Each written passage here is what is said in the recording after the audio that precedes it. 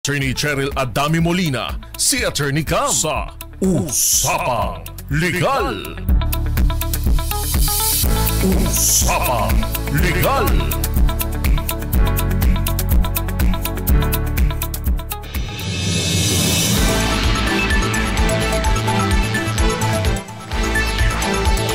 Magandang gabi po Luzon, Visayas and Mindanao. Kamusta? Masyadong maraming ganap. Hindi lamang sa Kongreso, sa Senado, at syempre, pag-usapan din natin yung mga ganap naman sa Supreme Court. Tatalakayin natin yung mga bagong jurisprudence mula po sa ating Korte Suprema. May kinalaman po sa usaping diborsyo. Alam nyo naman po na ang divorce dito sa Pilipinas ay hindi pa po na isasaganap na batas. Meron pa po tayong mga nakabinbin na mga bills regarding sa usaping divorce. Ang Vatican City na lamang po yata at ang Pilipinas ang walang diborsyo. Sa ibang bansa po meron pong mga divorce proceedings, whether ito po ay through court proceedings, admin proceedings, o kaya naman po by mutual agreement, At alam naman po natin ng mga ang kababayan natin, marami nag-iibang bansa, nagtatrabaho yung mga OFWs natin at minsan doon po sila nakakatagpo ng kanilang the one, at doon na po sila nagpapakasal. At kung minsan hindi nagkakasundo, kaya po nagkakaroon ng divorce decree. At usong-uso na rin po ngayon dahil with the advent of our technology, napakadali na lamang pong makipag-message sa ibang bansa, sa ibang lahi. Kasi dati, ang tawag dyan pen pal, Pag pen pal po, sulat-sulat pa yan. At kapag sulat ang pinag-uusapan, syempre matagal po yan, 'di ba? Dahil ito po ay magta-travel pa via courier, ngayon po with a click of a finger at saka syempre mabilis ang transmission ng inyong mga mensahe, tayo po ngayon ay nasa era na kung saan usong-uso na po ang mixed marriage. At kapag mixed marriage ang pinag-uusapan po natin, syempre yung mga AFAM, na sikat na term o terminolohiya na ginagamit po, kapag nakakapag-asawa ng puti, sabi nila AFAM. Tapos, hindi lang yan, iba't ibang kultura, diverse po kasi ang ating kultura, diverse din po, iba-iba din po ang ating saligang batas. At kung sa bansa nila ay kinikilala ang diborsyo, sa Pilipinas, hindi pa po. Bagamat sa ating bansa, sinasabi po ng mga rulings po ng Korte Suprema na kapag halimbawa po ang ating mga kababayan ay nakasecure ng divorce decree o sila po ay naghiwalay sa batas po na kinikilala po sa ibang bansa, ito rin po ay kikilalanin sa ating bansa. At syempre, yung ating kababayan, maaari na muli na magkaroon ng pangalawang pag-ibig, pangatlo, pang-apat, pang-lima, ang dami. At muli pong magpakasal. So ayaw naman po natin na bagamat wala po tayong diborsyo at sa ibang bansa kinilala po na sila po ay maghiwalay na, yung kanyang kapartner na foreigner ay nakapag-asawa ng iba, kawawa naman po ang Filipina o Filipino na asawa niya kung hindi po siya of course makakapag-asawa or pipigilan po na siya po ay siya rin po ay makahanap ng pangalawang pag-ibig. Okay? So yun po alam naman po natin na kapag may mga ganitong sitwasyon, marami nagtatanong, bakit po hindi automatic na kapag na-diborsyo po sa ibang bansa, dapat automatic dito sa Pilipinas, divorce na din, hiwalay na din. Ay hindi po kasi ganun yun, no? Kailangan po kapag kayo po ay nakasecure ng divorce decree sa ibang bansa, kailangan din po na ito po ay inyong ipetisyon sa korte na kilalanin ang inyong diborsyo. Kaya po, ang mga kababayan natin, kapag ganito po, nagpa-file po sila ng petition for recognition of foreign divorce. So, bakit? Bakit ano ba ang wisdom or ang spirito ng batas kung bakit kailangan po nakilalanin po dito sa Pilipinas ang inyong diborsyo sa ibang bansa?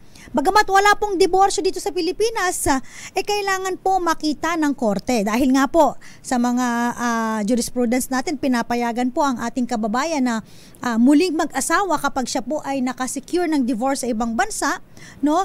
Tinitignan ng korte kung ito pang diborsyo na to ay una naaayon po doon sa kanilang batas at baka naman kasi galing lang po itong rekto, no? Siyempre, kailangan ipakita po ninyo ang pruweba, ang mga ebidensya na ito po ay galing, no, sa ibang bansa at ito po ay alinsunod sa kanilang batas. Yun lamang naman po, no? So, hindi po pwede yung sasabihin na, ay, divorce na kami na ibang bansa. Automatic pwede ka na mag-asawa dito sa Pilipinas. Hindi pa po, no? So, meron pong mga proseso na dapat pong titignan kapag kayo po ay gusto nyo muling makapag-asawa, especially pag magpapakasal kayo dito sa Pilipinas at naka-recognize pa dito yung inyong kasal, no, nung inyong unang asawa. Wala pong masama, no? Again po, ang pag-ibig po, it goes beyond boundaries. Sabi nila, love knows no boundaries.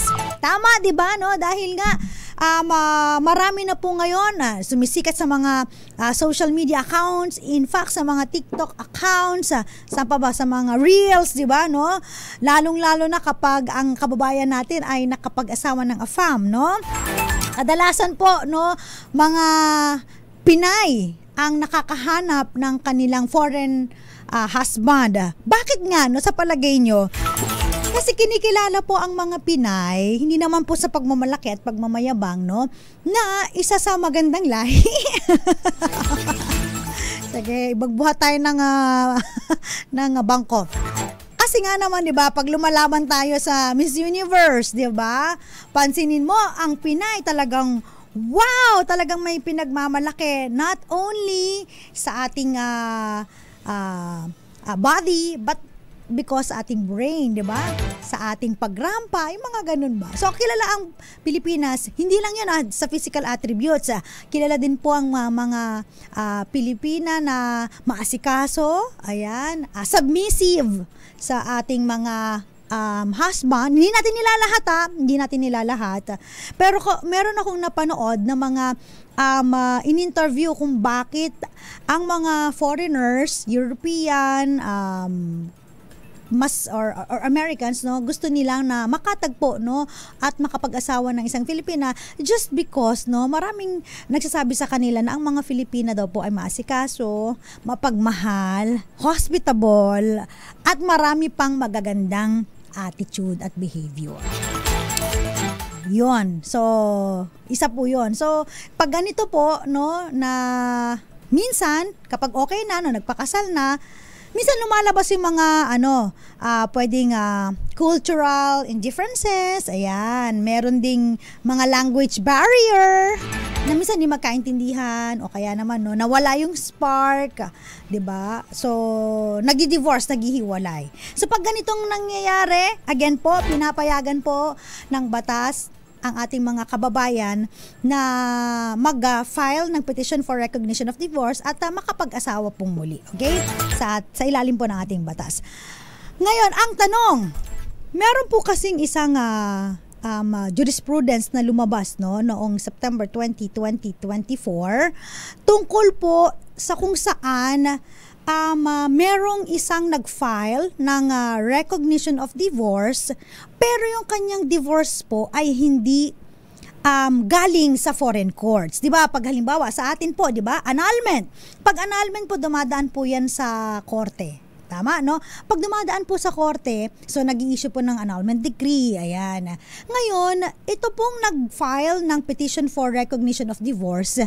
Yung kanyang dala-dala po ay hindi divorce decree mula po sa korte. Okay?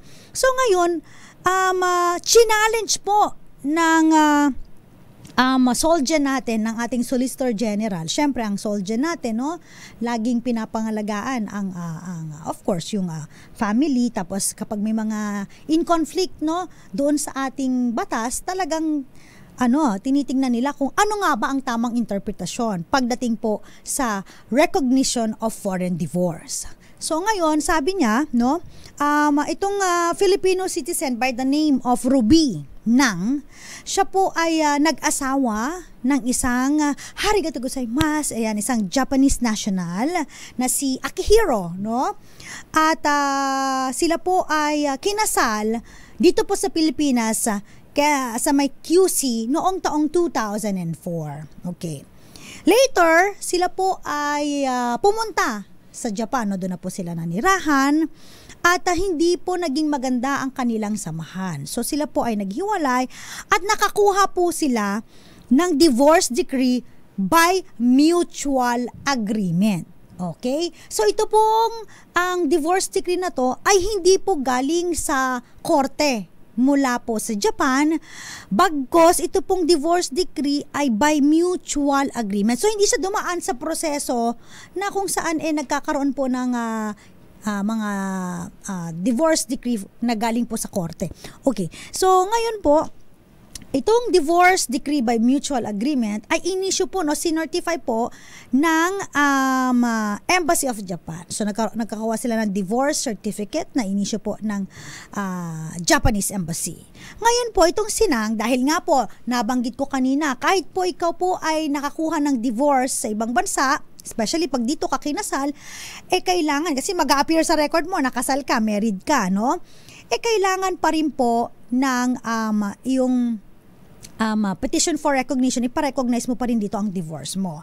By the way, no, kapag halimbawa kayo po ay magpapakasal dito sa Pilipinas at ang iyong magiging kabiyak ay isang foreigner, so hinahanapan po yan ng legal capacity to contract marriage, kung saan kumukuha siya dun sa embassy nila, no, ng certificate na siya po ay may legal na kapasidad na pumasok sa kontrata ng kasal. Dahil alam po ninyo, di ba, ang kasal po, ito po ay kontrata po, no? So hindi po ito basta-basta. So kailangan po meron kang legal na kapasidad. At paano ka magkakaroon ng legal na kapasidad? Siyempre, unang-una, ikaw ay nasa tamang edad. Ano ba ang ating legal capacity dito sa Pilipinas, no? Kailangan ikaw ay 18 years old pataas, okay? At ano pa? Legal na kapasidad na ibig sabihin ay hindi ka pakasal sa iba, no? Kaya naman pinapayagan ka na magpakasal. So ito po yung dahilan kung bakit meron tayong mga requirement katulad ng Senomar. Ang Senomar po ay Certificate of No Marriage. Pinapakita na ikaw po ay hindi pakasal. Pero bakit yung iba nakakakuha ng Certificate of No Marriage kahit kasal na? Yun, pag-uusapan natin sa mga susunod na mga episode siguro natin. Pero for the meantime, so yun po yung proseso kapag halimbawa ang iyong partner po ay foreigner. So, kailangan meron siyang legal capacity to contract marriage na ay in-issue po, of course, dun sa kanilang embassy. Eto na. So, naghiwalay po, no, hiwalay si Akihiro at saka si ano bang first name niya? Si Ruby. So, nung naghiwalay sila, again, nagkaroon sila ng divorce by mutual agreement certificate. At itong certificate na ito, in-issue po ng Japanese Embassy. So, nag-file na po si Miss Ruby sa Regional Trial Court dahil po ang RTC po ang merong jurisdiction o may jurisdiction kapag pinag-uusapan po yung mga petition for recognition of divorce. Okay. So, ngayon, ang ginawa po ng RTC, no, kinilala po ang kanyang divorce by mutual agreement at siya po ay idineklara na pwede na po na mag-asawa uli, no? O to contract marriage or to remarry, pwede na ulit siya, sabi ng korte. Sabi ng Office of the Solicitor General, challenge niya yung desisyon ng RTC. Ang sabi, no, ang ang sabi po ng mga recent, no, ay mga hindi man recent, but sabi natin mga jurisprudence, ang sabi ng Korte Suprema, sabi niya, only foreign divorce decrees na inisyu ng Korte ang pwedeng ma-recognize dito sa Pilipinas. So, ibig sabihin, yung divorce decree by mutual agreement, hindi siya kasama dun sa tinatalakay o yung sinasabi na foreign divorce decree issued by a foreign court. So, yun yung kanyang argument. So, napakaganda naman po ng argument ng ating Solicitor General, no? So, nakarating po ito sa Korte Suprema at ito nga po, no? Ito po ang sabi ng Supreme Court, no? Ang sabi nila, ang diborsyo, dito ko nalaman na ang diborsyo po pala ay merong iba't ibang proseso. So, again, meron pong judicial, kung saan dadaan po sa korte. Ito yung foreign decree issued by the courts, so judicial. Meron din pong mga administrative. No, siguro baka sa ibang bansa po yung mga admin, like sa mga civil register, so may mga proseso ng pag-divorce doon na pwedeng admin na hindi nadadaan po sa korte. At may pangatlo pa, ito po yung divorce by mutual agreement, kung saan nag-agree sila, o sige, hiwalay na tayo. Ito po ay pareho naming ginusto at sila po ay pumunta, no, para magpa-certify na meron nga, no, na mutually agreed sila na sila po ay maghiwalay na. So, yun yung divorce decree by mutual agreement. Ang sabi ng Korte Suprema, kahit anong type ng divorce yan, whether or not divorce decree issued by a court or judicial, whether yan po ay divorce na dumaan po sa proseso ng administrative, no, hindi na pumunta ng korte, admin na lang, o kaya naman po ay divorce by mutual agreement. Wala pong problema kahit anong type ng divorce yun, sabi ng Korte Suprema, as long as yung divorce po ay valid under the foreign spouse national. Kung kinikilala po ng bansa na yon ang ganoong proseso ng divorce, katulad po sa Japan, na kung saan pinapayagan na ang mutual agreement, no, divorce by mutual agreement, meron silang batas na pinapayagan na pwede nang mag-divorce ang mag-asawa by mutual agreement. Kung gusto nila mag-divorce pareho, di mag-divorce sila. At ito po ay nire-recognize at ito po ay nasa batas ng nasabing bansa, which is ito nga, sa kasong ito, ng Japanese, ito po ay mare-recognize sa Pilipinas. Ibig sabihin, ang sabi ng Korte Suprema, hindi po limitado ang foreign divorce, no? Doon po sa na-issue lamang po na divorce decree ng Korte. So, sinasama na po, sinasakop na po, no, yung foreign divorce ng any type of a foreign divorce, whether admin, judicial, or by mutual agreement, so long na ito po ay kinikilala ng kanilang batas, ito po ay i-recognize dito sa Pilipinas. At sinabi rin po doon sa kasong ito, no, na in-emphasize, no, na ayaw po ng korte na yung kanyang kabiyak sa ibang bansa ay maaari nang makapag-asawa, tapos haharangan natin siya dahil ang recognize lang natin ay foreign divorce decree issued by a court doon po sa kanilang bansa. So unfair pa rin po yon sa ating Filipino spouse. Again, kailangan kung nakakapag-asawa na, pinapayagan na po na mag-asawa yung kanyang spouse, yung kanyang foreign spouse, dapat ang Filipino spouse payagan na din natin. So any type of divorce dito po ay pwedeng i-recognize na sa Pilipinas. Not only limited sa foreign divorce recognized by a competent court doon po sa ibang bansa. Okay. So, pero ang nangyari sa kasong to, meron lang kulang si Miss Ruby na naipasa, no? Relative dun sa may authenticated copy ng Japanese law on divorce. Kaya naman parang binalik po ito sa RTC para ipakita niya yung yung pertinent provisions or dun sa batas na pinapayagan nga po, no, na ang ganitong divorce. So, yun lang naman po, no? So, pero nonetheless, yun po, no, medyo meron ng clarification regarding sa recognition of divorce, not only or limiting dun sa mga foreign divorce decree issued by a competent court abroad. So kasama na po admin process and other forms or other types of divorce basta na kinilala po sa kanilang bansa at pwede po i-recognize dito sa Pilipinas. Again, aim pa rin po makapag asawa ang Filipino spouse kung pinapayagan na po ang kanyang spouse or kanyang foreign spouse doon sa kanilang batas na mag-asawa pong muli. So yun lang naman po, okay? So mamaya pag-usapan naman po natin. Sana ba ang ating divorce bill, no? Dahil sa mga nasa sitwasyon na medyo hindi maganda naghiwalay at medyo nahihirapan na makakuha ng grounds for annulment. Ito kasi ang inaantabayanan nila, yung divorce bill, no?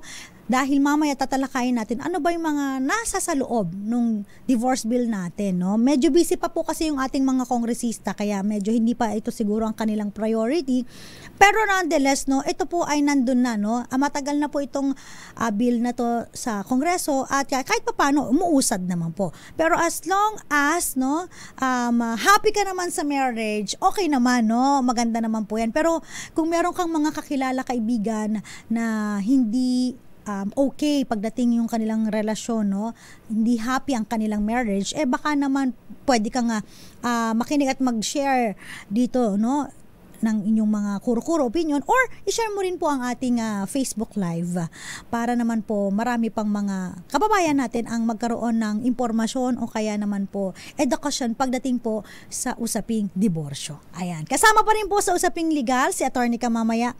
Babatiin natin yung mga nakatutok sa atin. Shout out muna sa mga nanonood sa atin sa Facebook Live, DZRH News Television, DZRH Dos Compañeras, and of course, aking Facebook account po na Attorney Cam and my TikTok account. Ayan.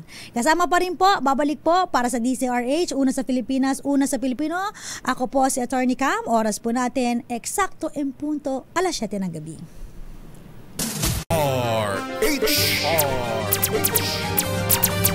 Usapang legal, kasama pa rin po si Attorney Cam, pero bago po tayo magpatuloy ng ating talakayan ukol sa usaping divorce.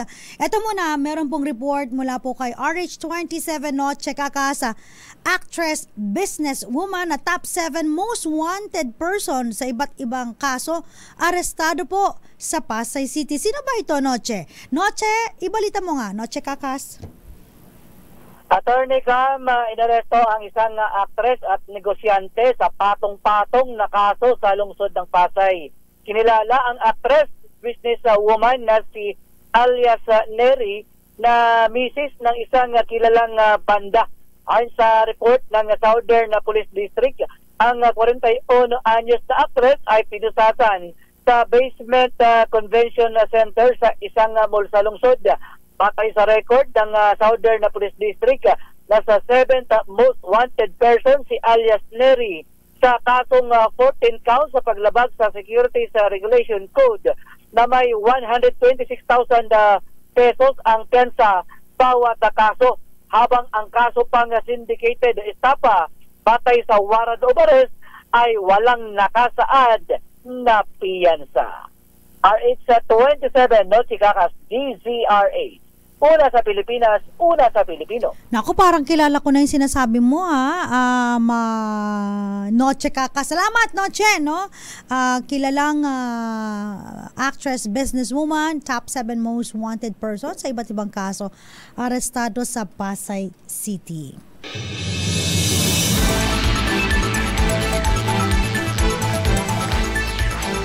Okay, pag-usapan po natin, balik tayo sa usapin tungkol po sa diborsyo. Ayan, pag diborsyo po, no, ito po ay para sa mga nakakulong sa isang relasyon, sa isang kasal, sa isang marriage, no, na hindi po makaalis, o kaya naman po ay hindi po masevere, hindi po maputol, mapawalang bisa ang kanilang kasal dahil maaaring hindi po pasok dun po sa pagpa-file ng Declaration of Nullity of Marriage, yung mga grounds po doon, tsaka po yung petition for annulment.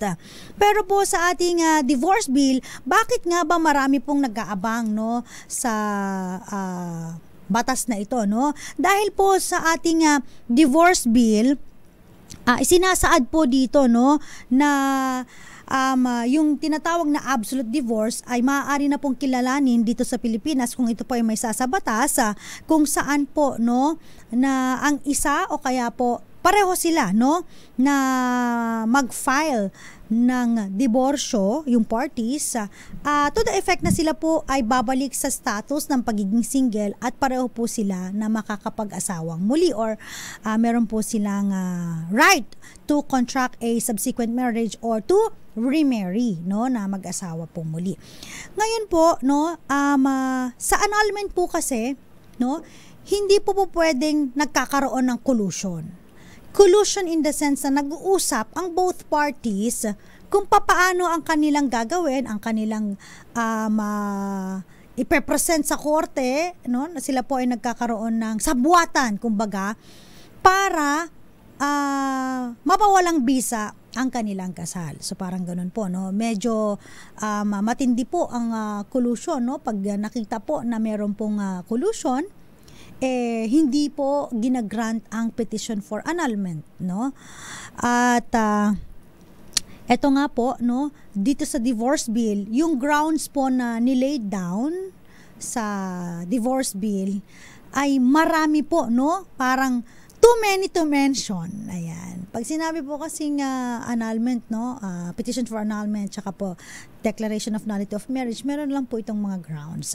Pag sinabi pong divorce bill, mas maraming grounds, mas malaki ang chance na maaaring mag-grant ang kanilang divorce at maaari silang maghiwalay na mag-asawa. So ano po ba, no, yung mga nasa sa loob po ng ating divorce bill, kung saan parang pinopropose na ito po yung mga maaaring grounds kung saan yung mga medyo may trouble pagdating sa marriage ay makapag-file po ng divorce. So unang-una, no, kapag halimbawa po, no, 5 taon na mahiwalay, whether continuous or broken, no, continuous or broken, ibig sabihin tuloy-tuloy na hiwalay, 5 years, o kaya naman, no, naghiwalay nung 2000, kabalikan nung 2002, naghiwalay 2003 hanggang 2005. So kahit broken, basta naghiwalay sila 5 years of separation,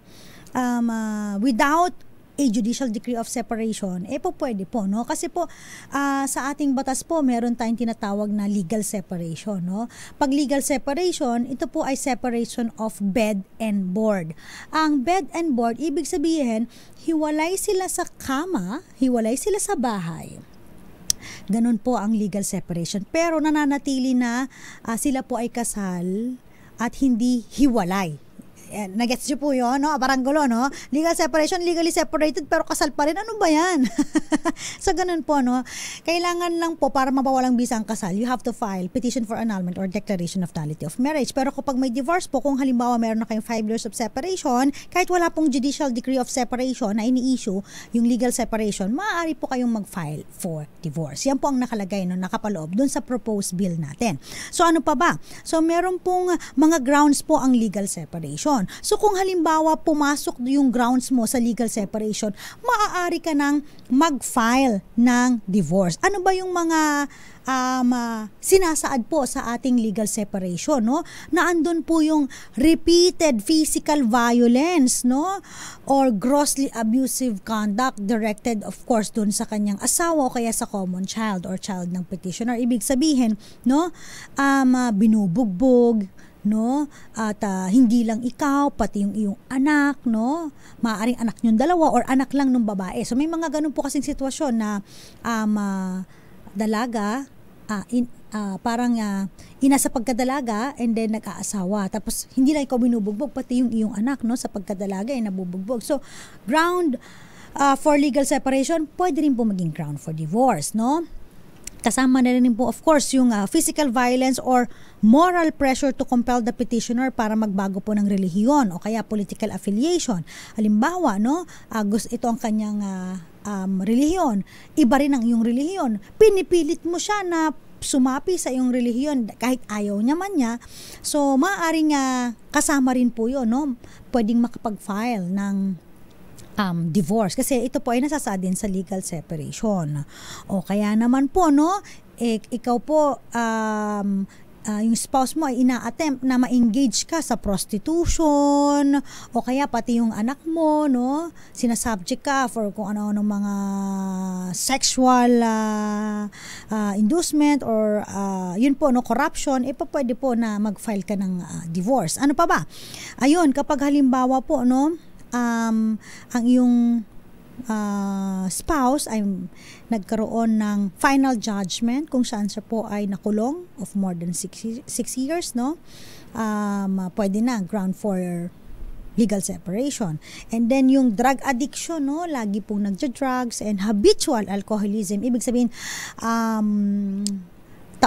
parang tanggero ng bayan kung tawagin, no, lagi na lang, no, pag may inuman nandun yung asawa mo, no, laging inom na inom, araw-araw inom na inom, no, gano'n, no, so habitual, no, yung kanyang pagiging alcoholic. So pwede kan mag-file ng legal separation at the same time divorce, no? Ano pa ba? Eto, yung mga nagko-contract ng bigamous marriage, ibig sabihin kasal na kayo tapos nalaman mo nagpakasal pa, pinakasalan ang iba, no? Or nagpakasal ulit ng pangalawang beses hindi pa naanal yung kasal nyo, pwede mo nang file ng divorce. Sabi naman iba, bakit ko naman ililegalize yung kanilang kasal? Bakit ako maghihirap? Hayaan mo silang maging ano bang term, better term, no? Hayaan mo silang maging second lang, no? At kambi pa rin ang original. So may mga ganun. Pero again, ground po siya kung talagang ayaw mo na doon sa relasyon ninyo, you can file a divorce, no? Sexual infidelity or perversion. Ano ba ito? Sexual infidelity, nakipagtalik sa hindi naman asawa, no? Pwede na rin po yun na file for legal separation tsaka divorce. Pwede rin sa divorce yun. Okay, perversion. Grabe na, no? Kung anong mga gustong ipagawa kapag kayo ay nagninig. Sexual perversion, no? Na hindi mo naman gusto. Ayan, divorce din. O kaya naman po, no? Pag halimbawa, inattempt po ang inyong kunyari, papatayin ka, no? Ayan. So, pwede na rin po na mag-file ng divorce. And yung abandonment of petitioner by respondent without justifiable cause for more than 1 year. So ito po yung mga mga napapaloob sa ating divorce bill kung saan mababanggit nga natin na marami na mga grounds para ikaw ay mag-file. At kung isa lang doon or mas marami ka doon, mapatunayan lang doon yung isa, magagrant ang inyong divorce at maaari kayong maghiwalay, mas-severe ang inyong marriage ties o kaya naman po mapawalang bisa ang inyong kasal. Ay pagpapatuloy po natin ang ating usapin tungkol pa rin po sa proposed divorce bill dito sa Pilipinas. Kasama pa rin po usapang legal with Attorney Cam. At sabi ko nga, shoutout ko muna yung mga nakikinig at nanonood sa atin. Maraming salamat po sa mga tumututok sa atin palagian. Magandang gabi po yung mga nanonood po sa DZRH News. Hello po. Hi and good evening po kina Ana Siriegan Villarta. Dito po sa Isabela Cabaga, no? Kahit 5 years lang po sana, okay na, no? Marinette Garis, good evening. Ayan. And ano po ang proseso sa divorce, no? Ay kapag na-approve po yan, lalabas po, no? Antayin po natin kung ano po yung procedure para kapag kayo po ay magpa-file ng divorce. Usually siguro pag file din po ng petition for annulment, same lang, no? It's just that iba, no, mas maraming grounds po sa divorce. Eduardo Narvaez, good evening. Rome Corpus. attorney, nag-divorce na sa Australia ang mag-asawang Pinoy. Gusto mag-asawa ni lalaki sa Pinas. Applicable ba ito sa Pinas o kailangan pa din mag-file ng annulment dito sa lalaki? Again po, kung halimbawang nakasecure na po kayo ng divorce. Kasi ang nangyayari po kasi, yung mga kababayan natin, nagiging ano po sila doon sa ibang bansa. Nagiging citizen sila doon. So, kapag citizen po sila doon, nagiging applicable, nagpa-follow kung anong national law nila, yun na po yung batas, no, sa ibang bansa ang mag-govern kasi naging citizen sila ng bansa na yun. Kapag nakasecure sila ng divorce, so petition for recognition of divorce lang dito sa Pilipinas. Kailangan pa rin ma-recognize yung divorce bago siya ulit makapagpakasal. Baby Claire Sugalan, magandang gabi po, watching from Olongapo. Hi sa mga nakatira po sa Ulo ng Gapo, Olongapo. Cherry Terayo, good evening po. Miss Gael Enriquez, uy, alam ni Miss Gael Enriquez yung ni-report ni Noche Kakas, ha? Clifford Castro, magandang gabi po, watching from Cagayan Valley. At ganun din po, magandang gabi. Shout out po sa mga nanonood naman po sa DZRH News Television. Hi din po sa inyo. At ganun din po sa Dos Compañeras, kay Irene Almodovar. At sana po isama din sa nakapaloob ng divorce yung emotional violence, no, psychological violence, no, why not? Nanonood po sa Lopez, Quezon Province, Miss Cherry, good evening. And of course, sa DZRH Dos Compañeras, ayan, nasa na ba yung ating Dos Compañeras? Magandang gabi po. Nakatutok din sa atin, ayan, live na live po. Shout out kina Belen Rivera, Grace Recta, Ma'am Grace, hello po. Valentino Poncia. Kailan kaya po magiging batas ang divorce sa Pilipinas? Hintay ko na rin siya. Ayan, marami nag-aantay. Si Roxanne Costo, Janet Ku. Ayan, hi Attorney Cam, hindi nakakasawa makinig ng lecture nyo. Lecture, teacher po talagang dating. Thank you, Miss Janet. Hill Ocampo ng Chaong Quezon, magandang gabi po. Babalik po si Attorney Cam, usapang legal dito po sa DZRH. Diyan lamang po kayo, oras po natin 20 minuto makalipas ang alas 7 ng gabi.